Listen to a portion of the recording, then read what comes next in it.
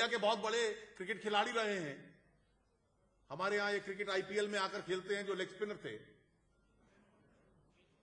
उन्होंने बयान दिया, it is shameful that this IPL is not being held in India. तो नरेंद्र मोदी जी ने भी तो यही कहा था, यही शब्द प्रयोग किया था। और चिदंबरम साहब बड़े गुस्से में बरस पड़े अगले दिन।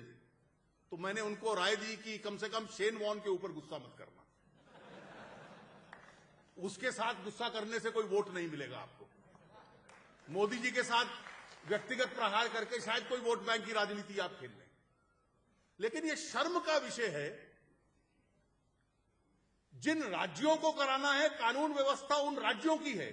गुजरात कहता है करवा सकता हूं, कलकत्ता वामपंथियों की सरकार है, कहते हैं करवा सकता हूं, डीएमके कहती है तमिलनाडु में करवा सकते हैं, कर्नाटक, छत्तीसगढ़, मध्य प्रदेश, पंजाब,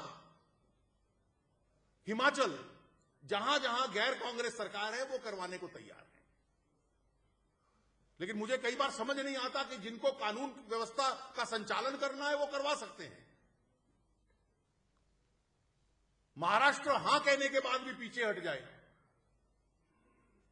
गृह मंत्री एनसीपी का है, इसका अर्थ समझिए, फिर भी मुख्यमंत्री का नहीं होगा, हां कहने के बाद पीछे हट जाए।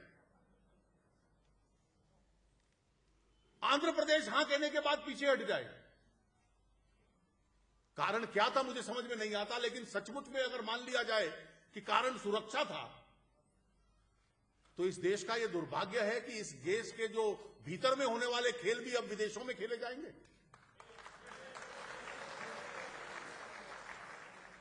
For security reasons domestic tournaments are to be played abroad. कल कोई बैडमिंटन के खिलाड़ी वापस जाएंगे इंग्लैंड से, कहेंगे नहीं खेलेंगे। कोई टेनिस की टीम कहेगी हम नहीं खेलेंगे। By this action in one go, the government of India has bracketed India's security situation with Pakistan. जो पाकिस्तान की परिस्थिति है कि पाकिस्तान सेफ नहीं है, सुरक्षित नहीं है, ये जो पूरे विश्व में कल्पना है, तो फिर जहां भी भीड़ इकट्ठी होनी है, क्रिकेट का खेल क्यों, हॉकी का खेल क्यों, टेनिस क्यों, चाहे कुंभ का मेला हो, चाहे अजमेर शरीफ की यात्रा हो, चाहे गुरुपुरब हो, चाहे कोई सांस्कृतिक कार्यक्रम हो, जहां भीड़ होनी है इस देश के अंदर नहीं हो सकती, क्योंकि यह देश सुरक्षित नहीं है। और जो देश सुरक्षित नहीं है उसमें निवेश भी नहीं आता, उसमें पर्यटक भी नहीं आता, उसकी अर्थव्यवस्था भी चरमरा जाती है।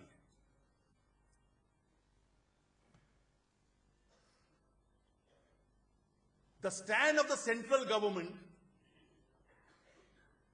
is actually a confessional statement of this government as to what this government has done to India's security